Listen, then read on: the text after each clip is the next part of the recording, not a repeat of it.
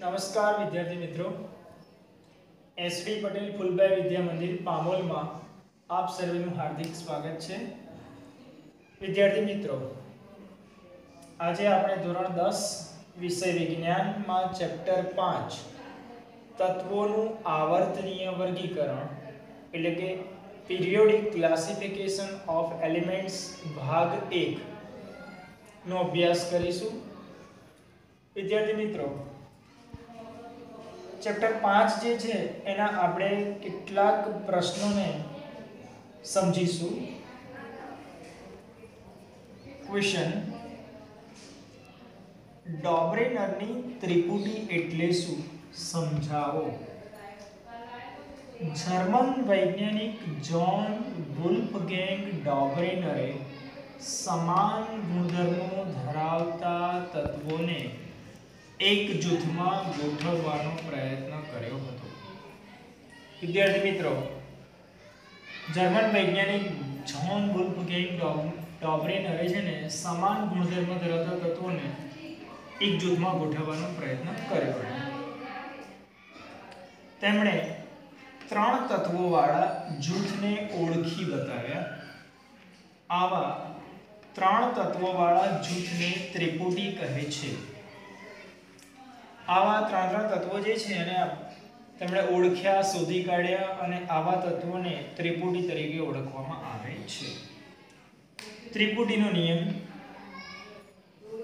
ત્રિપુટીના 3 તત્વોને તેમના પરમાણ્વીય દળના ચડતા ક્રમમાં ગોઠવતા મધ્યમાં રહેલા તત્વનું પરમાણ્વીય દળ અન્ય 2 તત્વોના પરમાણ્વીય દળના સરેરાશ જેટલું હોય છે।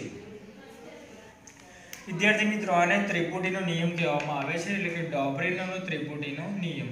હવે આ નિયમ જે છે એને આપણે ઉદાહરણ પરથી સમજી શકાય છે, એટલે એક ઉદાહરણ લેવામાં આવશે। અહીંયા જુઓ તમે કે અહીંયા એક કોષ્ટક બતાવ્યું છે, એમાં તત્વ, સંજ્ઞા અને પરમાણ્વીય દળ તત્વની અંદર એક ત્રિપુટી બતાવવામાં આવી છે। એમાં લિથિયમ, સોડિયમ અને પોટેશિયમ। લિથિયમની સંજ્ઞા Li, સોડિયમની Na અને પોટેશિયમની કેપિટલ K। લિથિયમનો પરમાણ્વીય દળ 6.9 યુનિટ, સોડિયમની સંજ્ઞા Na, પરમાણ્વીય દળ 23.0 યુનિટ અથવા 23 યુનિટ, પોટેશિયમની સંજ્ઞા કેપિટલ K, પરમાણ્વીય દળ 39.0 યુનિટ। હવે આ જે ઉદાહરણમાં છે ને લિથિયમ, સોડિયમ અને પોટેશિયમની ત્રિપુટી છે, જોઈ શકીએ છીએ આપણે આ તત્વોના પરમાણ્વીય દળ અનુક્રમે 6.9 યુનિટ, 23.0 યુનિટ અને 39.0 યુનિટ છે કે જેમને ચડતા ક્રમમાં ગોઠવવામાં આવે છે। એટલે કે કહેવાનો મતલબ કે પરમાણ્વીય દળના ચડતા ક્રમમાં તત્વોની ગોઠવણી કરવામાં આવે છે। અહીં સોડિયમનું પરમાણ્વીય દળ અન્ય 2 તત્વોના સરેરાશ પરમાણ્વીય દળ જેટલું હોય છે। એટલે કે આ સોડિયમનું પરમાણ્વીય દળ અન્ય તત્વો એટલે કે લિથિયમ અને પોટેશિયમ આ બંનેના પરમાણ્વીય દળનો સરેરાશ જેટલું હોય છે। વિદ્યાર્થી મિત્રો, અહીંયા આપણે જોઈ લઈએ કે લિથિયમ અને પોટેશિયમનું સરેરાશ પરમાણ્વીય દળ ગણીએ। લિથિયમનું 6.9 યુનિટ છે, પોટેશિયમનું 39.0 યુનિટ। આ બંનેનું સરેરાશ એટલે કે બંનેનો સરવાળો કરીને 2 વડે ભાગવામાં આવે છે, એટલે કે 39 + 6.9 એટલે કે 45.9 ભાગ્યા 2 એટલે 22.95 કે જેને નજીકમાં આપણે 23.0 યુનિટ તરીકે દર્શાવી શકીએ છીએ। અને આ 23 જે છે એ ખરેખર વચ્ચે રહેલું તત્વ એટલે કે સોડિયમના પરમાણ્વીય દળને મળતું આવે છે। એટલે અહીંયા એવું કહી શકાય કે આવા તત્વોની ગોઠવણી કરતા પરમાણ્વીય દળનો ચડતો ક્રમ ગોઠવતા અહીંયા મધ્યમાં રહેલું તત્વનું પરમાણ્વીય દળ બાકીના બે તત્વોના સરેરાશ પરમાણ્વીય દળ જેટલું હોય છે તેમ આપણે આ ગણતરી પરથી કહી શકીએ છીએ.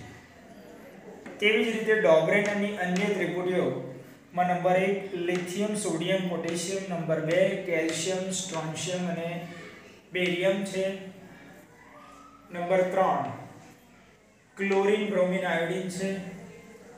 અન્ય એક ક્વેશ્ચન જોઈએ, ડોબરેનના ત્રિપુટીની મર્યાદા જણાવો.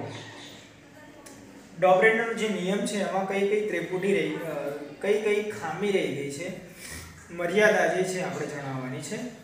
તો ડોબરેનના સમયમાં જાણીતા બધા જ તત્વોનું વર્ગીકરણ થઈ શક્યું નહોતું. આ એક એની ખામી છે, લિમિટેશન્સ છે. માટે ત્રિપુટીમાં વર્ગીકરણ કરવાની પદ્ધતિ સફળ ન થઈ એમ કહી શકાય. તે સમયમાં જાણીતા તત્વો N, P અને As એટલે કે નાઇટ્રોજન, ફોસ્ફરસ અને આર્સેનિક જેવા તત્વો હતા, છતાં પણ તેમને આ વર્ગીકરણમાં સ્થાન આપવામાં ન આવ્યું અથવા તો તેમને વર્ગીકૃત કરવામાં ન આવ્યા.